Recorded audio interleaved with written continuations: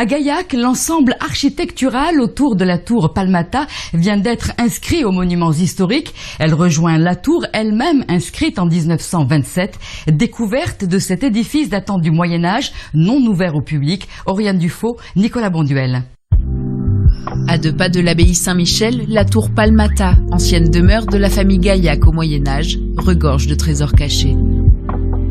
On a l'escalier d'origine dans la muraille avec les marches d'origine usées par le passage depuis le XIIIe siècle.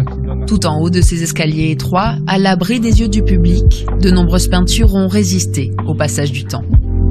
On voit très bien ici des têtes de personnages d'hommes armés, on voit ici des oiseaux de chasse, des faucons vraisemblablement, qui révèlent évidemment un décor extrêmement riche. De cette époque, on retrouve beaucoup d'œuvres religieuses, mais les peintures civiles comme celle-ci, racontant la vie au Moyen-Âge, sont rarissimes.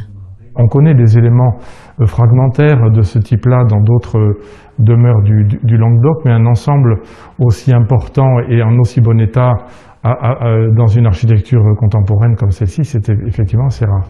Dans les étages inférieurs, les peintures d'origine ont été recouvertes au fil des années, notamment au XIXe siècle. On imagine ce qu'il y a derrière. Là, ce ne sont que des fenêtres qui permettent de dire, si on restaure l'ensemble, on va découvrir des scènes, des peintures, des éléments décoratifs sous le badigeon de chaux. L'ensemble de la demeure vient d'être inscrit aux monuments historiques. L'étape suivante pour la ville, c'est d'obtenir les subventions nécessaires à la restauration de l'édifice, un projet estimé à 2 millions d'euros. Il y aura une belle salle d'exposition, il y aura des éléments de visite, bref, c'est un lieu qui sera valorisé. Imaginez la tour éclairée par en bas et qui permettra de voir toutes ces richesses.